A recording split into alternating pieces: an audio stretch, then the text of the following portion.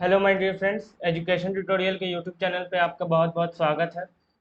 आज हम लोग सेकंड लेक्चर करेंगे सी प्रोग्रामिंग का। पहले लेक्चर में हमने आपको बताया था कि क्या होता है फ्लो चार्ट, और हमने उसमें आपको थोड़ा कोड बताया था कि कैसा होना चाहिए, बेसिक कोड, एल्गोरिदम्स क्या होते हैं, ये सब। आज उसको ही आगे बढ़ाएंगे हम लोग। सी लैंग्वेज का थोड़ा और डिटेल जानेंगे, और सी प्रोग्राम कैसे लिखते हैं उसमें हम लोग जानेंगे। तो आज we will get to know today basic structure of C program. तो सबसे पहले एक basic structure of C program का मैं फॉर्मेट टाइप लाया हूँ। इसमें हम बताएंगे पहले कौन से ऑप्शनल इसमें है और कौन से कंपलसरी है, वो बताऊंगा मैं सबसे पहले। ठीक है। तो तो first is our document section. इसमें हम लोग कमेंट्स लिखते हैं। ज़्यादातर मोस्टली डॉक्यूमेंट सेक्शन में कमेंट्स ही आते हैं। कमेंट्स में हम डिटेल्स देते हैं। कमेंट्स मैंने आपको बताया था पिछले लेक्चर में क्या होते हैं वो, single line comments and multi line comments. इस डिटेल्स में हम लोग हम बता सकते हैं कि हमारा नाम, मतलब जो कोडर है, जो कोड लिख रहा है, उसका नाम, डिटेल्स, टाइमिंग, किस प्रोग्राम को लिख रहे हैं, प्रोग्राम का टॉपिक क्या है, ये सारी चीज़ें हम डॉक्यूमेंट सेक्शन में बताते हैं। फिर आता है हमारा लिंक सेक्शन और डेफिनेशन सेक्शन। ये लिंक और डेफिनेशन सेक्शन जो है, ये एक ही सेक्शन में आता है, प्री प्रोसेसर सेक्शन। तो असल में हम सेकंड सेक्शन को प्री प्रोसेसर सेक्शन कह सकते हैं, जो कि दो कंपोनेंट्स में डिवाइडेड है, लिंक और डेफिनेशन सेक्शन। अब हमारे प्रोग्राम के रिक्वायरमेंट के अनुसार हम लोग इसमें लिंक सेक्शन और डॉक्यूमेंट सेक्शन जोड़ सकते हैं। ऐसे लिंक सेक्शन तो कंपलसरी रहता है, उसमें stdio.h मतलब स्टैंडर्ड इनपुट आउटपुट वाला जो हेडर फाइल है वो इंक्लूड करना ज़रूरी होता है, क्योंकि उसी से हम लोग का कोई भी जो जनरल प्रोग्राम लिखेंगे हम उसमें इनपुट और आउटपुट ले सकते हैं। तो लिंक सेक्शन ज़्यादातर कंपलसरी है, but the definition section is not necessarily compulsory. In the definition section पे हम लोग डिफाइन करते हैं कोई भी कॉन्स्टेंट जो हम लोग प्रोग्राम में चाहते हैं कि रिप्लेस हो। मैंने आपको बताया था कि ये प्री प्रोसेस सेक्शन है। तो यहाँ डिफाइन में अगर हम कोई कांस्टेंट डिफाइन करेंगे तो वो कंपाइलेशन के पहले ही उस वैल्यू को रिप्लेस कर देता है। तो कंपाइल टाइम के पहले ही वो प्री प्रोसेस उसको रिप्लेस कर देता है। इसके कई फ़ायदे होते हैं, ये आगे चल के आपको पता चलेगा कि क्यों वो नॉर्मल कांस्टेंट डिक्लेयर करने और डेफिनेशन सेक्शन में डिफाइन करने में क्या अंतर है। ठीक है। फिर लिंक सेक्शन में हम लोग अपने सारे हेडर फाइल्स इंक्लूड करते हैं। डेफिनेशन सेक्शन में हम लोग डिफाइन कर सकते हैं कॉन्स्टेंट्स को। ये दोनों ही सेक्शन को एक common section pre process section के अंतर्गत रखते हैं हम लोग। फिर आता है हमारा ग्लोबल डिक्लेरेशन सेक्शन। इस ग्लोबल डिक्लेरेशन सेक्शन में हम लोग फंक्शंस डिक्लेयर कर सकते हैं, अपने डेटा टाइप डिक्लेयर कर सकते हैं। मतलब हमारे प्रोग्राम में कुछ भी अगर हमें अपने अनुसार यूज़र डिफाइंड अगर हमें कुछ भी डिक्लेयर करना है तो हम लोग ग्लोबल डिक्लेरेशन सेक्शन में डिक्लेयर कर सकते हैं। इसमें हम लोग वेरिएबल्स, डेटा टाइप, फंक्शंस तीनों डिक्लेयर कर सकते हैं अपने ग्लोबल डिक्लेरेशन सेक्शन में। तो असल में ये जो पूरा का पूरा जो हमारा होता है कंप्यूटर स्क्रीन, जब हम लोग प्रोग्राम लिख रहे होते हैं, जो प्रोग्राम को उस समय जो स्क्रीन होता है हमारा नोटपैड का स्क्रीन आप बोल सकते हैं, वो पूरा का पूरा ग्लोबल सेक्शन के अंदर आता है। In that global section we also declare our main, मतलब जो भी डॉक्यूमेंटेशन सेक्शन से लेके सारी चीज़ें उसी ग्लोबल सेक्शन में आती है। तो ग्लोबल डिक्लेरेशन में क्या होता है, जो भी चीज़ यूज़र डिफाइंड तौर पे हम लोग डिक्लेयर कर रहे हैं, which is not coming under any other function, मतलब वो किसी और ब्लॉक के अंदर नहीं आ रही है। ब्लॉक्स ये होता है opening block and closing block, आपको बताया मैंने।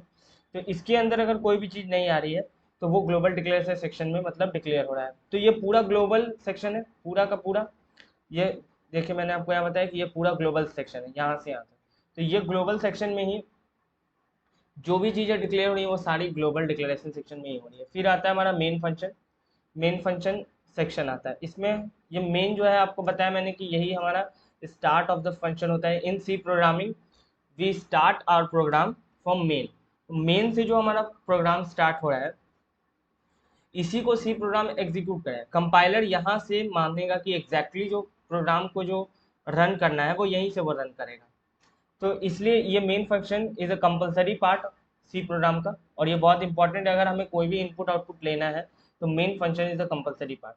तो हम मेन में भी एक डिक्लेरेशन करते हैं और एक एग्जीक्यूशन करते हैं। दो तरह के पार्ट होते हैं हमारे मेन में। हमने कुछ डिक्लेयर किया, उस पर हमने कुछ एग्जीक्यूशन किया। जो डिक्लेयर करेंगे उस पर कुछ एग्जीक्यूशन करेंगे। वो एग्जीक्यूशन हमारा आउटपुट देना भी हो सकता है, इनपुट लेना भी हो सकता है। फिर ग्लोबल डिक्लेरेशन सेक्शन में मान लीजिए हमने सिर्फ कुछ डिक्लेयर करके छोड़ दिया, तो हम उसका डिस्क्रिप्शन दे सकते हैं सब प्रोग्राम सेक्शन में। यहाँ यूजर डिफाइंड फंक्शंस आते हैं। ठीक है। तो user defined functions fall under this subprogram section, and we can define the whole process or code of the function in this section. Now you have better understand about the basic structure of C program. I have already tell you that the documentation section is the comment line and all the details that we have to provide for our program, like the founder's name, who is writing the code, the timing or the date on which we are writing the code, the topic of the program. Then we have the link section. In the link section we write the header files, what we need to include. The header files are contains predefined functions. I have already told you in the last lecture. Then in the definition section we define some constants for the preprocessor to replace their values.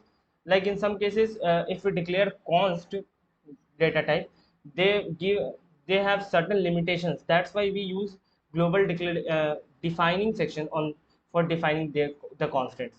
Now in the global declaration section, I have already tell you that the whole of this screen, the whole screen, the in which we are writing the code is comes under global section. So in that global section, if we are defining anything, that comes under global declaration. So basically this is the whole is global section, but the global declaration section, in this we declare our data type, variables and functions.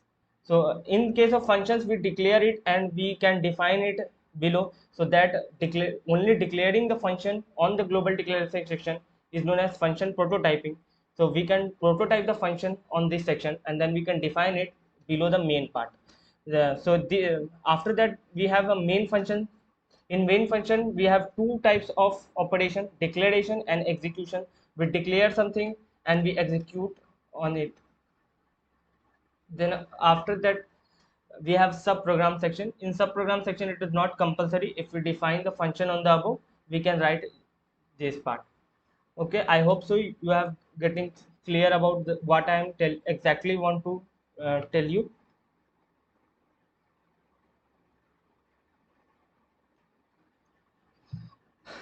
Now अब देखिए हम आपको बताते हैं link section में क्या क्या आते हैं. हम पूरे basic structure of C program को बारी बारी से थोड़ा और समझने की कोशिश करेंगे. तो लिंक सेक्शन में हमारे कई तरह के हेडर फाइल्स आते हैं. We have many header files in the link section. जैसे कि पहला stdio.io.h. तो इसका मतलब होता है ये स्टैंडर्ड इनपुट आउटपुट होता है. इसमें वो सारे फंक्शन होंगे जो कि इनपुट और आउटपुट के लिए रिक्वायर्ड है सी प्रोग्राम में, स्टैंडर्ड इनपुट एंड आउटपुट. फिर ये stdlib.h, इसको आप स्टैंडर्ड लाइब्रेरी की तरह भी पढ़ सकते हैं. इसमें वो सारे फंक्शंस होते हैं जो कुछ इंपॉर्टेंट फंक्शंस के काम आते हैं, जैसे कि एग्जिट करना. मतलब हम कहीं भी सी प्रोग्राम में एग्जिट करना चाहते हैं तो वो फंक्शन इसमें होता है. फिर हमारे पास डायनेमिक मेमोरी एलोकेशन, मतलब मैंने आपको बताया है या नहीं, पर जान लीजिए कि जब हम लोग रन टाइम में मेमोरी एलोकेट करते हैं, when we allocate memory during run time of program, मतलब जैसे कंपाइल प्रोग्राम करते समय मेमोरी नहीं लिया, एप्लीकेशन जो बनता है जब कंपाइलेशन होता है तो उसके बाद .c फाइल जो है वो एक एप्लीकेशन फॉर्मेट में बन जाती है .exe. तो वो उस टाइम पे मेमोरी एलोकेट नहीं करेगा अपने वेरिएबल्स को और रन टाइम में एलोकेट करेगा. वो हमारा रन टाइम मेमोरी एलोकेशन होता है. उसके लिए ये फंक्शन यूज होते हैं कैलॉग और मेलॉग. तो वो स्टैंडर्ड लाइब्रेरी में हमारे डिफाइंड होते हैं. फिर स्टैंडर्ड इनपुट में हमारे पास एक प्रिंटफ है जो हमारा मॉनिटर पे कोई भी आउटपुट लाने के काम आता है, और स्कैनफ जो हमारा कि यूज़र से इनपुट लेने के काम आता है. ऐसे और भी फंक्शंस हैं, we will know it later. फिर ये maths.h, नाम से पता चल रहा है मैथ फंक्शंस है. इसमें मैथ वाले फंक्शंस होंगे. तो मैथ वाले फंक्शंस में आते हैं sqrt आता है, सील आता है, फ्लोर आता है, ऐसे बहुत सारे आते हैं. ठीक है. फिर string functions. In string.h we have string functions जो कि स्ट्रिंग पे वर्क करने के काम है. स्ट्रिंग एक कैरेक्टर एरे है, मतलब वो ग्रुप ऑफ कैरेक्टर्स होते हैं जो कि लिंक होते हैं एक ही मेमोरी में, मतलब वो कंटिन्यूअस मेमोरी एलोकेशन में रहेंगे. तो वो सारे कैरेक्टर एक दूसरे से लिंक्ड रहेंगे, कंबाइंड, वो अलग नहीं काम करेंगे. इसलिए स्ट्रिंग जो होता है वो कैरेक्टर एरे. इसके लिए बहुत सारे फंक्शंस हैं हमारे पास. जैसे हम स्ट्रिंग का लेंथ कॉपी कर सकते हैं ठीक है. फिर हम अगर दो स्ट्रिंग को जोड़ना चाहते हैं तो स्ट्रिंग कैटिनेशन कर सकते हैं, strcat. और भी बहुत स्ट्रिंग कॉपी करना चाहते हैं तो strcpy. फिर ctype.h. ctype मतलब कैरेक्टर टाइप. ये specially character type data type के लिए होते हैं. These are for character data type. तो इन character data type we have to upper मतलब हम लोग कैरेक्टर को अपर केस में चेंज करना चाहते हैं, या फिर if we want to change the मतलब to lower, means to change the case of character to upper to lower. इतने ही नहीं, मतलब अगर हम कैरेक्टर का चेक करना चाहते हैं कि वो न्यूमरिक है या नहीं, तो इज नम, अल्फ़ाबेट है या नहीं, तो इज अल्फ़ा।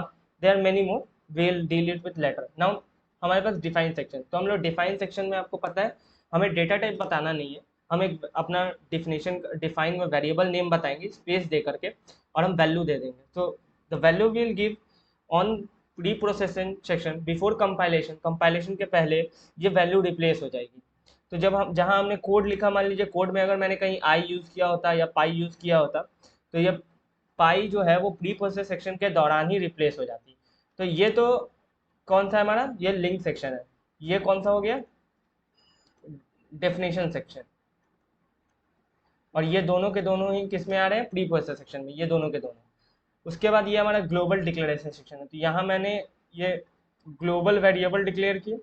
देखिए ये this variable is name global because it is declared in global declaration, global section. फिर ये मैंने एक स्ट्रिंग डेटा टाइप डिक्लेयर किया, ये भी एक, ये स्ट्रिंग है, ये स्ट्रिंग है, पर ये कैरेक्टर एरे, आप देखिए कैरेक्टर, और ये एरे डिक्लेरेशन का सिंबल होता है, सिंबल फॉर एरे डिक्लेरेशन। ठीक है, तो एरे डिक्लेरेशन का ये सिंबल होता है। अब देखिए we are prototyping a function, तो ये वाला जो टर्म है इसको फंक्शन प्रोटोटाइपिंग कहते हैं। वेट,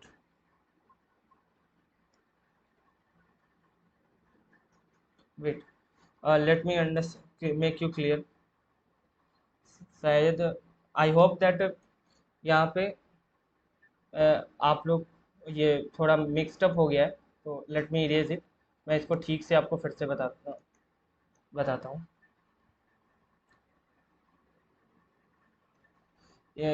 ये हमारा है, स्ट्रिंग है, स्ट्रिंग डिक्लेरेशन है,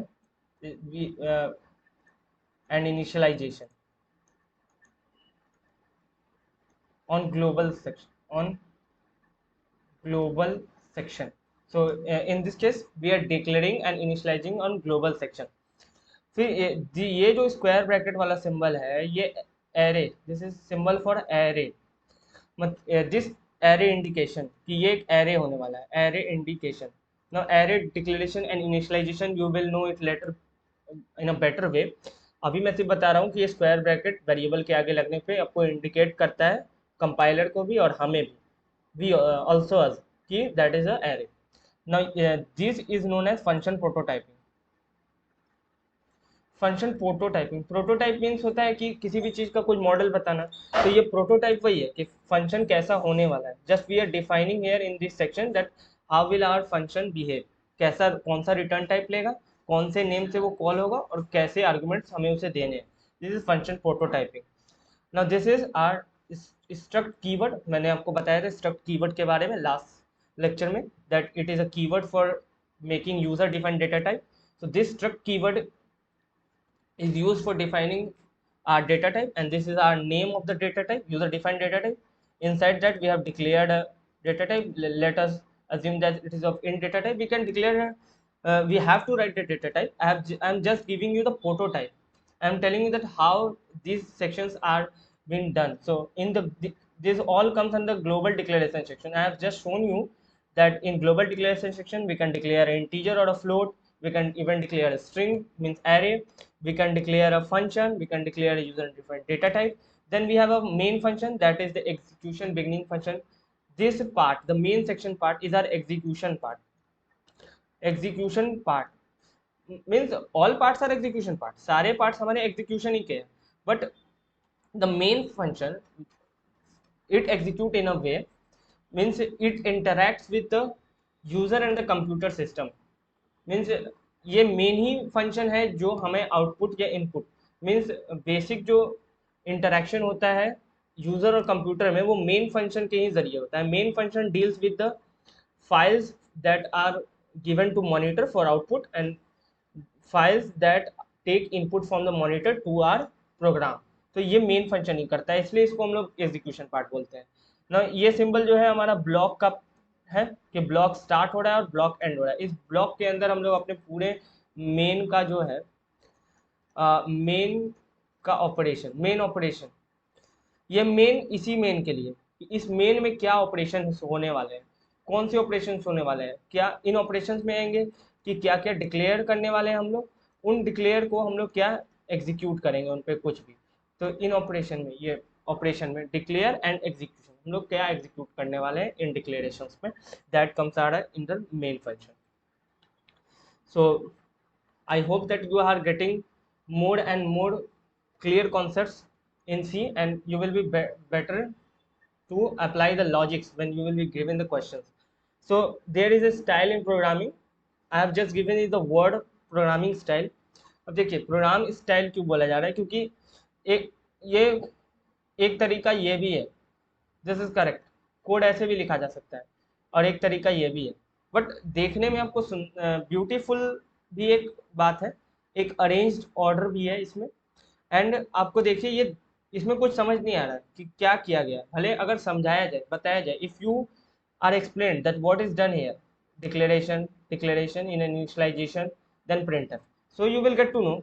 बट यहाँ पे इसको देख के पता चल रहा है कि यहाँ पे पहले इन्होंने फर्स्ट लाइन में ए को वैल्यू दिया, सेकंड लाइन में एक्स को वैल्यू दिया, फिर वाई को वैल्यू दिया, एंड लास्ट लाइन में ये प्रिंट कर रहा है परसेंट डी कुछ है, और ये तीनों ए एक्स वाई की वैल्यू प्रिंट करना चाह रहे हैं।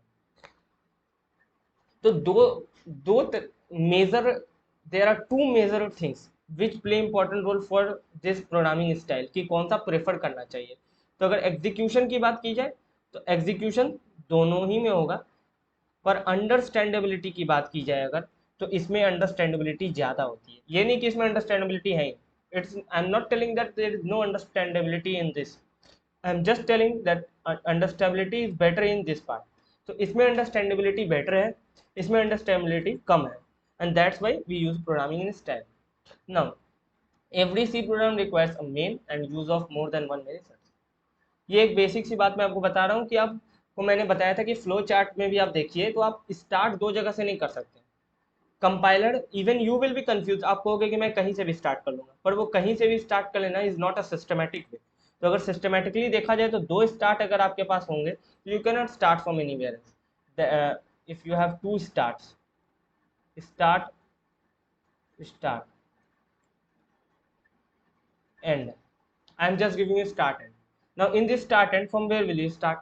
This is not systematic, that therefore we cannot have more than one main in a program. Now if braces are used to group statement, operating brace has a corresponding closing brace. This is a basic rule. अगर आपने कोई brace open किया है bracket तो उसको close करना पड़ेगा, बिना क्लोज किए compiler will not get an and, तो कंपाइलर एंड नहीं देखेगा तो कंपाइलर एरर आएगा ही आएगा।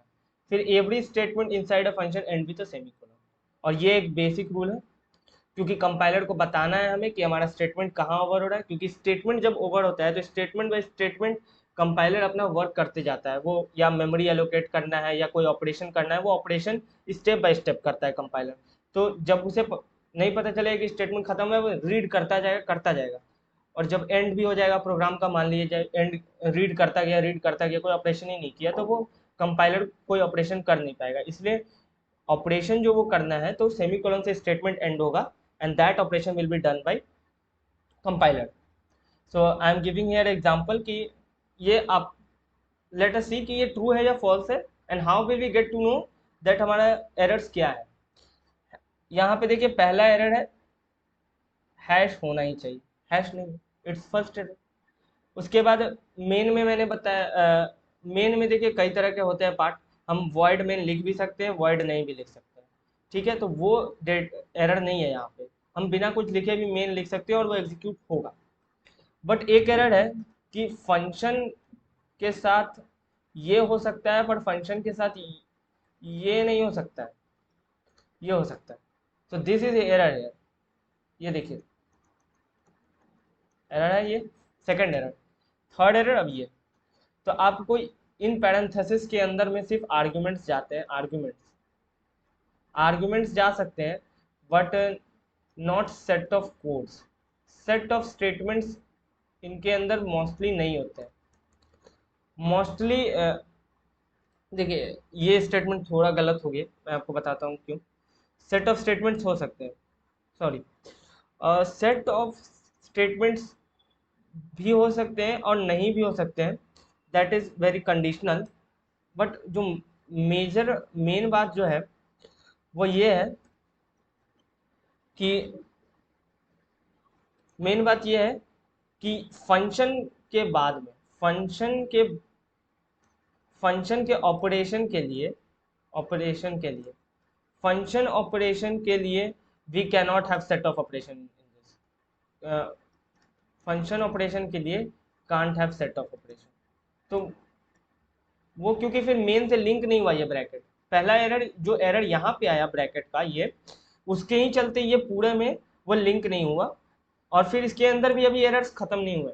ये देखिए, ये कैपिटल में, दिस इज नॉट कैपिटल, क्योंकि सी लैंग्वेज जो है वो, सी जो है हमारा केस सेंसिटिव है।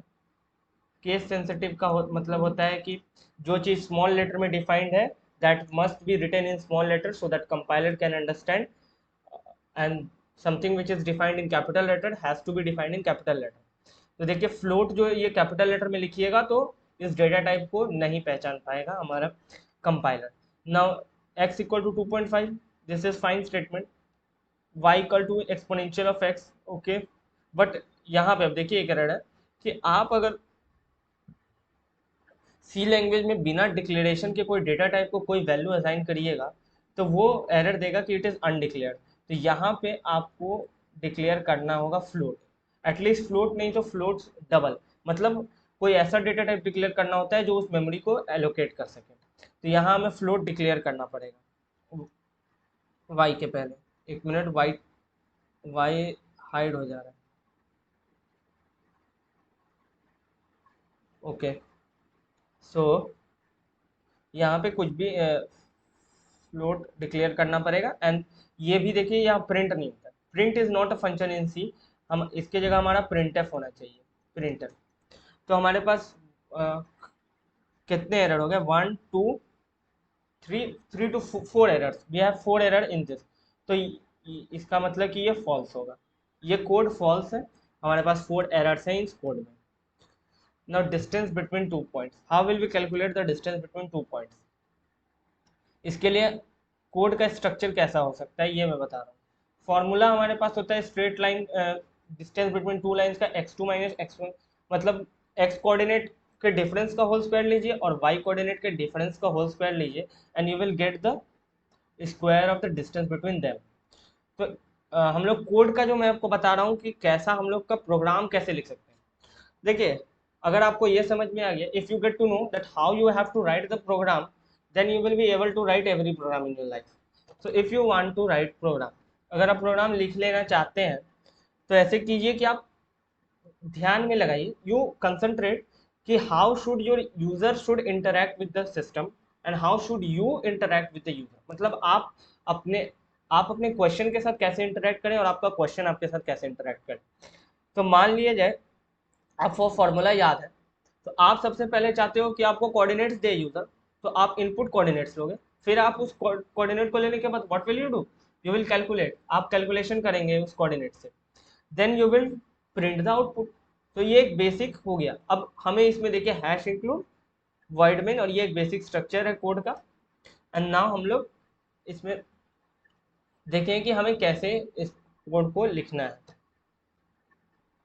तो अब मैं आपको फ्लो चार्ट भी बता रहा हूँ ताकि आपको फ्लो चार्ट से क्लियर हो। स्टार्ट होगा फंक्शन, तो सबसे पहले इनपुट लेगा कोऑर्डिनेट्स, फिर फॉर्मूला से कैलकुलेट करेगा processing part and the output. तो input processing output and, this is are very good example of program, okay? So now so an awesome program for practice, मैंने आपकी प्रैक्टिस के लिए एक ऑसम प्रोग्राम खोज के लाया।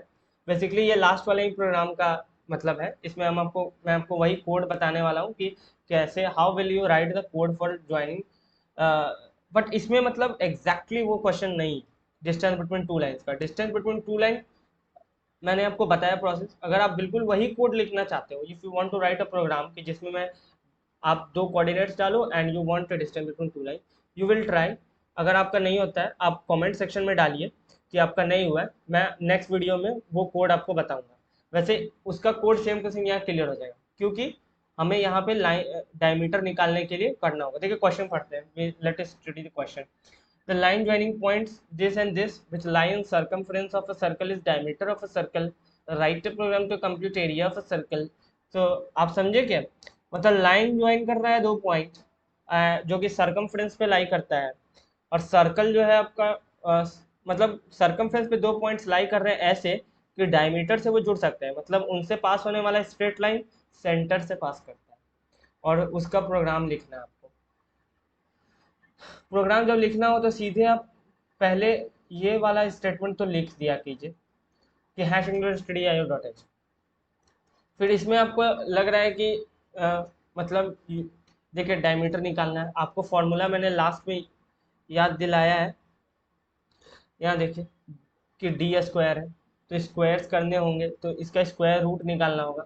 तो अभी फिलहाल स्क्वायर रूट हम अपने प्रोग्राम से भी निकाल सकते हैं, पर अभी हम उतना नहीं जाने, तो हम फंक्शन प्री डिफाइंड फंक्शंस का यूज़ करेंगे स्क्वायर रूट निकालने के लिए। तो उसी के लिए हम लोग यहाँ पे अपना एक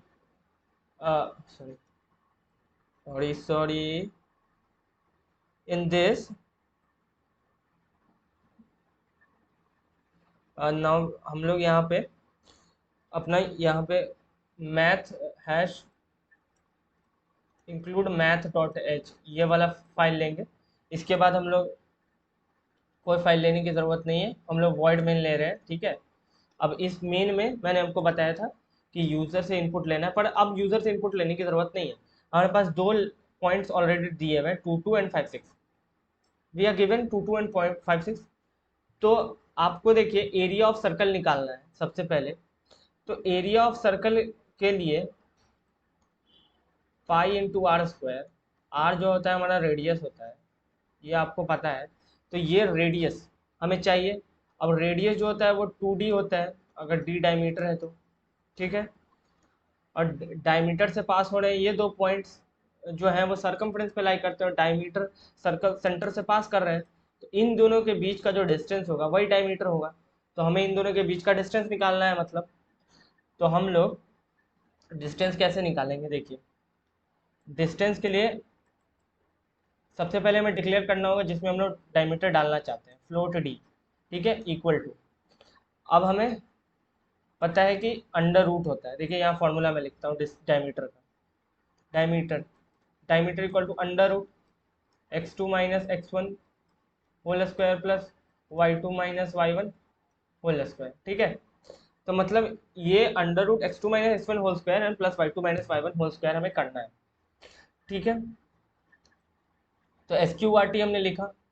अब देखिए हमारा x2 है 5, x1 है 2, तो हम लोग 5 माइनस 2, या तो हम लोग 5 माइनस 2 लिखें, या फिर बेटरली नो 5 माइनस 2 होता है 3, 3 का होल स्क्वायर 9 होता है, हम 9 लिख सकते हैं। बट यहाँ मैथ्स नहीं कैलकुलेट करना है, हमें सी प्रोग्राम के जरिए ये सॉल्व करवाना है। तो एक और फंक्शन होता है पाव, पाव मतलब पावर। तो हम लोग क्या करेंगे 5 माइनस 2, ये ब्रैकेट में जाएगा, कॉमा, इसको किस पावर तक रेज करना है 2 तक। इसका सिंटेक्स यही है, जिस वैल्यू को जितने पावर तक रेज करना है बस। अब ये प्लस होगा, फिर से पावर फंक्शन लगाएंगे, और y2 माइनस y1 यानी कि 6 माइनस 2 कॉमा 2, ठीक है, और x2। तो अब ये स्क्वायर टी डायमीटर में हमारा एग्जैक्ट आ जाएगा, अब हमें कोई टेंशन लेने की बात नहीं है। तो हमारे डायमीटर मिल गया। अब देखिए डायमीटर मिलने के बाद हम हर जगह सिर्फ d/2 कर देंगे, हम रेडियस के लिए अलग वेरिएबल लेके एक्स्ट्रा मेमोरी लेने की जरूरत नहीं है। या फिर कोई दिक्कत नहीं है, हम लोग ले लेते हैं float r equal to d/2 कर दिया हमने। अब रेडियस मिल गया है, हमें एरिया निकालना है, तो हम लोग फ्लोट एरिया इक्वल टू, ठीक है वेट, देखिए हम लोग डेफिनेशन सेक्शन में डिफाइन भी कर सकते हैं कि हमारा पाई का वैल्यू क्या होगा, और हम लोग वो पाई यहाँ पे ले सकते हैं। या तो फिर हम लोग क्या कर सकते हैं, we can declare a constant pi, but हम लोग डायरेक्ट पाई की वैल्यू 3.14 ले रहे हैं, और एस्ट्रिक हम लोग पाई आर स्क्वायर होता है, तो हम लोग आर एस्ट्रिक्ट आर कर दे रहे हैं। हम लोग ये भी कर सकते थे पाव आर कॉमा टू, पर उससे ज़्यादा कोई मतलब लिखना नहीं पड़ा हमें, 3 कैरेक्टर लिखने पड़े, वहाँ 3 से कैरेक्टर ज़्यादा लिखने पड़ते, इसीलिए मैंने ये बेटर समझा। तो 3.14 asterisk r asterisk r. Wait wait wait, अगर आपको ये शायद अच्छे से दिख नहीं रहा हो, मैं इसको फिर से अच्छे से लिख देता हूँ, ठीक है।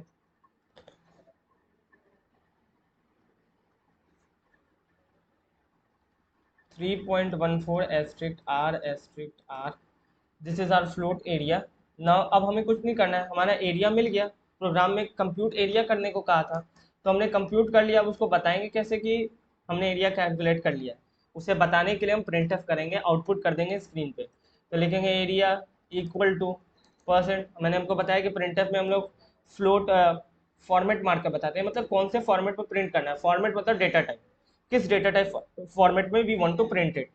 तो द फॉर्मेट एयर लेटर्स, क्योंकि फ्लोट है, हमने फ्लोट डिक्लेयर किया है, फ्लोट का फॉर्मेट होता है परसेंट है। हो गया। कॉमा ऑपरेटर लगाते हैं, ये इसका सिंटेक्स है। कॉमा ऑपरेटर लगा करके हम बताएंगे कि कौन से वेरिएबल से उसे लेना है। तो एरिया हमारा वेरिएबल था, ये हो गया। अब हम लोग मेन को बंद कर देंगे and this is our programme.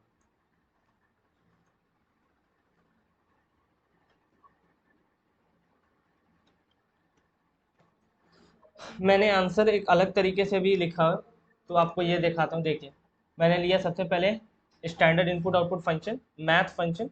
इसमें मैंने पाई डिक्लेयर किया, उसमें बिना पाई डिक्लेयर के लिए आपको बताया, ठीक है। फिर वॉइड मेन।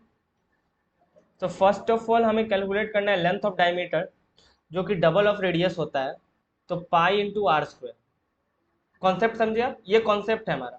हमें पहले कॉन्सेप्ट बनाना होता है, उसके बाद हम प्रोग्राम लिखते हैं। तो पहले हमारा कॉन्सेप्ट है, क्वेश्चन देखते ही कि हमें लेंथ ऑफ डायमीटर कैलकुलेट करना पड़ेगा। क्यों करना होगा? क्योंकि वो रेडियस का डबल है, और रेडियस टू पाना है हमें, क्योंकि radius is pi r square. तो हर एक लिंक्ड है। सबसे पहले बेसिक पे जाइए, तो एरिया ऑफ सर्कल सबसे पहले आप जानिएगा, पाई आर स्क्वायर। देखिए आप, पाई आर स्क्वायर होता है। आर आप जानिए कि अब कैसे लिंक है आप डायमीटर से, डबल है। तो डबल है, तो मतलब इसलिए हमें डायमीटर निकालना पड़ेगा ना। तो हम लोग डिक्लेयर किया हमने फ्लोट 4 पॉइंट्स। देन हम प्रिंटफ में कोऑर्डिनेट एंटर करने के लिए बोल रहे हैं, वो दोनों पॉइंट्स को हम लोग ले रहे हैं इनपुट। तो 2 कोऑर्डिनेट्स हमने ले लिए, कोऑर्डिनेट 1 कोऑर्डिनेट 2।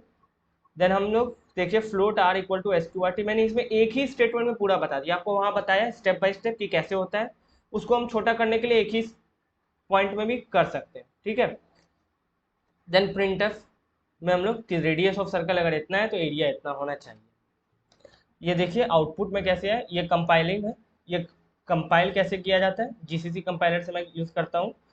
नाउ हमने कोऑर्डिनेट एंटर किए, first and second, and we get our answer. तो ये कोऑर्डिनेट्स वही है, सैम्पल वाले। कोड है जनरल वाला, तो कोऑर्डिनेट अब कुछ भी डाला जा सकता है। तो प्रोग्राम की ये बेनिफिट है, आपको जनरल अगर आप जब लिखते हो तो आप किसी भी पॉइंट के लिए चेक कर सकते हो।